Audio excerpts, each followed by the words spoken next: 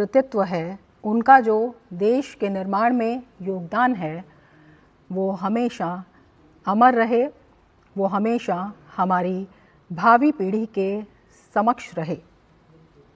तो उनके उज्जवल प्रेरक व्यक्तित्व को देश के जन सामान्य के जीवन में जागृति जगाने के उद्देश्य से प्रधानमंत्री नरेंद्र मोदी का लखनऊ दौरा अपने आप में बेहद महत्वपूर्ण है। 25 दिसंबर जिसे सुशासन दिवस के रूप में मनाया जाता है।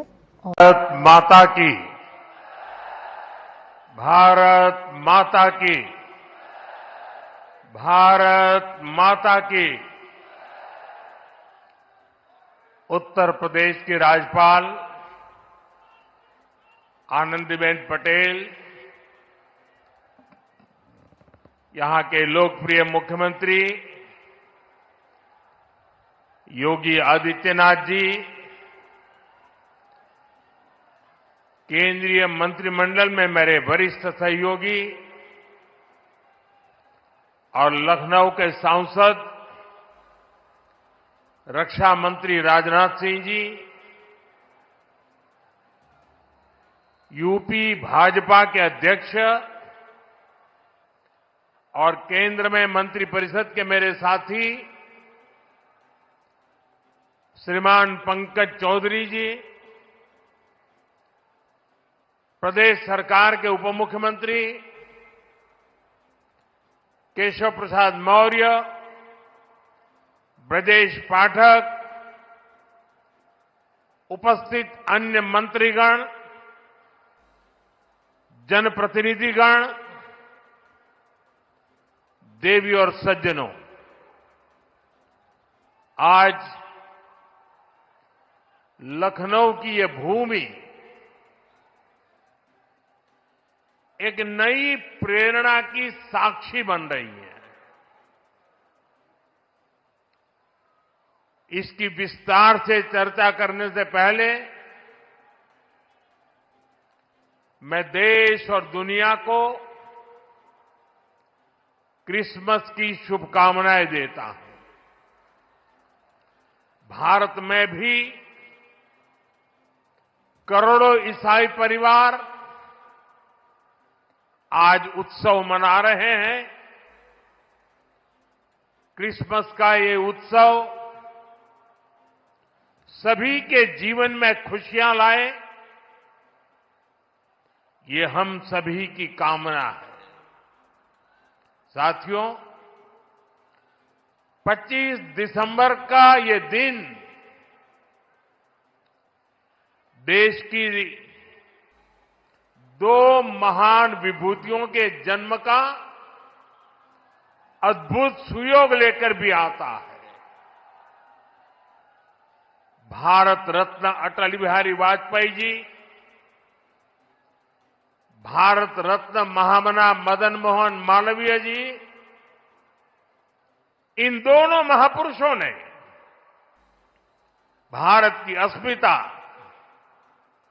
एकता और गौरव की रक्षा की और राष्ट्र निर्माण में अपनी अमिट छाप छोड़ी। साथियों, आज 25 दिसंबर को ही महाराजा बिजली पासी जी की भी जन्म जयंती है। लखनऊ का प्रसिद्ध बिजली पासी किला यहां से अधिक दूर नहीं है। महाराजा बिजली पासी ने वीरता, सुशासन और समावेश की जो विरासत छोड़ी, उसको हमारे पासी समाज ने गौरव के साथ आगे बढ़ाया। ये भी संयोग ही है कि अटल जी ने ही वर्ष 2000 में महाराजा बिजली पासी के सम्मान में डाक टिकट जारी किया था। साथियों, आज इस पावन दिन मैं महामना मालवीय जी, अटल जी और महाराजा बिजली पासी को श्रद्धापूर्वक नमन करता हूं, उनका वंदन करता हूं। साथियों, थोड़ी देर पहले मुझे यहां राष्ट्र प्रेरणा स्थल का लोकार्पण करने का सौभाग्य मिला है। ये राष्ट्र प्रेरणा स्थल उस सोच का प्रतीक है जिसने भारत को आत्मसम्मान, एकता और सेवा का मार्ग दिखाया है। डॉक्टर श्यामा प्रसाद मुखर्जी, पंडित दीनदयाल उपाध्याय जी और अटल बिहारी वाजपेयी जी, इनकी विशाल प्रतिमाएं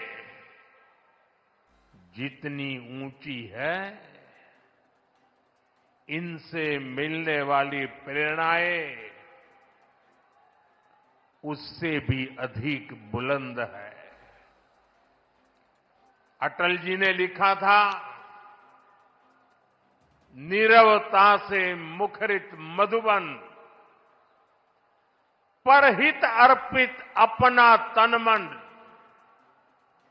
जीवन को शत शत आहुति में जलना होगा, गलना होगा, कदम मिलाकर चलना होगा।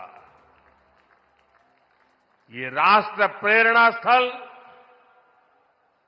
हमें संदेश देता है कि हमारा हर कदम, हर पग, हर प्रयास राष्ट्र निर्माण के लिए समर्पित हो। सबका प्रयास ही विकसित भारत के संकल्प को सिद्ध करेगा। मैं लखनऊ को, उत्तर प्रदेश को, पूरे देश को इस आधुनिक प्रेरणा स्थली की बधाई देता हूं। और जैसा अभी बताया गया और वीडियो में भी दिखाया गया कि जिस जमीन पर यह प्रेरणा स्थल बना है, उसकी 30 एकड़ से ज्यादा जमीन पर कई दशकों से कूड़े कचरे का पहाड़ जमा हुआ था। पिछले 3 वर्ष में इसे पूरी तरह खत्म किया गया है।